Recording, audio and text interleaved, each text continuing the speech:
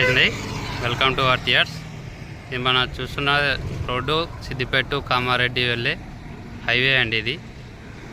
ఈ హైవేకి second bit అన్నట్టు ఒక 185 యార్డ్స్ ఫ్లాట్ ఉందండి. ఇదేనండి ఆ ఫ్లాటు. చుట్టూరా కనీలు ఉన్నాయండి. 185 స్క్వేర్ యార్డ్స్. దీనికి రోడ్డు 21 ఫీట్ రోడ్ అండి. ఇలా ఉంటుందండి.